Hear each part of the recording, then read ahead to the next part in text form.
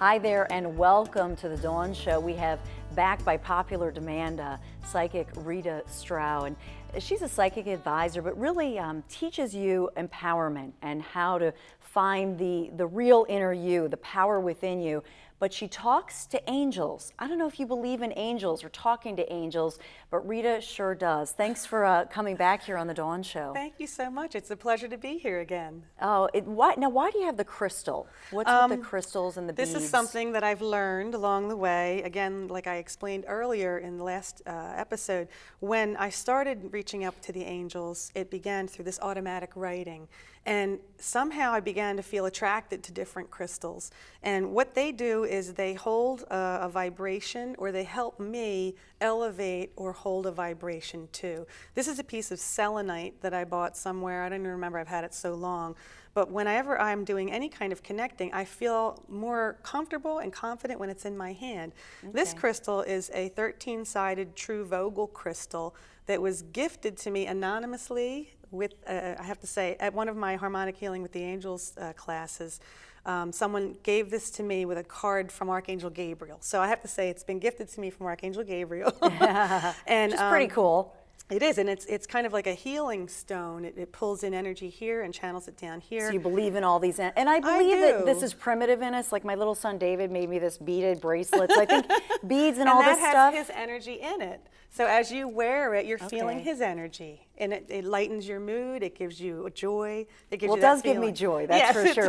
When your 6-year-old makes you a beaded bracelet. And I'm not a bracelet. crystal expert, so I may not be using them textbook ways, but you use what helps you, and that's what I found helps me, is holding these crystals. Helps me feel more tuned in. Well, let's see if it helps our caller, Susan, who's calling in from Allentown. Hi, Susan, you're on the air. Hi, Susan. Hi. And Rita's here. Hi there. What's your question for Rita? I was wanting Rita to be able to define my purpose, my destiny for my life here to do the work. Okay. All right. Give me 1 second.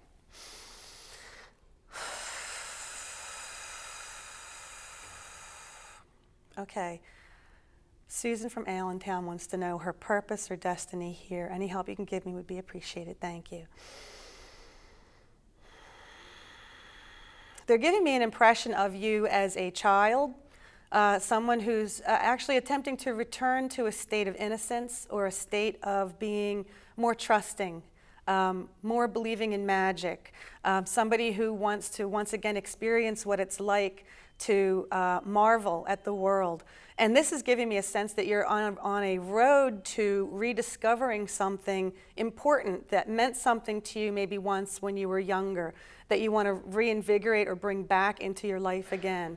So this vision that I'm getting of you being a young child and marveling at the world is, and I'm getting a chill on my leg. That's another thing I'll know I'm connecting really strong, is if I get chills, is that they want you to find a way to bring back that childhood innocence into your daily life. And that could mean going out and having fun if you haven't had fun in a while. It could mean talking to people about remembering that you're still a child inside, that you can be a child inside even if you're a grown-up. You can take that leap to bringing forth the joy that we feel as a child without having any of those distractions of being an adult.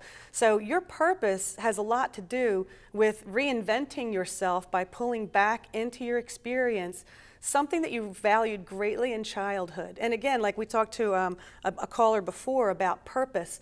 Purpose is a never-ending unfoldment of who you are. And it starts with various stages of letting go of things like fears or misguided beliefs or things that maybe someone said to you that you no longer want to own. Things like you're not smart enough or you're not good enough. You don't need to own those anymore. So for you, it's kind of like dumping off all that excess garbage and going back to what really matters, joy. And you really do have a capacity to pull it through and channel it out to others. Does that speak to you, Susan? Yes, it does. What is it from childhood? Childhood, I had to leave school at a very early age due to the fact that I was raped and was gotten pregnant with my son. Okay. And so I didn't get to finish the education that I desired, and it's always been a rekindling thing for me, and always list to the part of not being smart enough.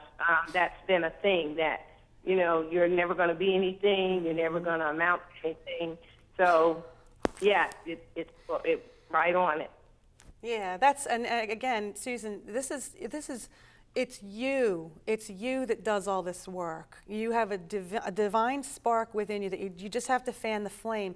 And what that does is it reminds you that you're a child of God. And again, this to me doesn't have anything to do with religion per se. It has to do with recognizing some simple things, which is what I've learned is that, you know, there is life after death. There's life before birth. But Susan's saying, you know, as a young Yes. teenager, she was raped. And sometimes a rape Right. victim or someone who's victimized by violence feels Yeah. God's not with them or they don't Right. have angels. And what you're saying is, You do, and the experience that you went through, as tragic and horrible as that is one of those things that was put into your experience here to teach you something, to give you a springboard. And what their guidance is for you now is to go back to a sense of freedom and joy in childhood and kind of like rework it now from that standpoint forward. You don't have to own what happened to you anymore as something that defines you or limits you. It actually strengthened you. It gave you a platform from which you can launch from now and makes you stronger and makes you an advocate. So you're going to continue to pursue education and grow from here forward. I hope that helps, Susan. Thank you so much for calling into the Dawn Show. We're going to be right back with more calls for Rita. Maybe your call. Maybe this will speak to you when the Dawn Show continues.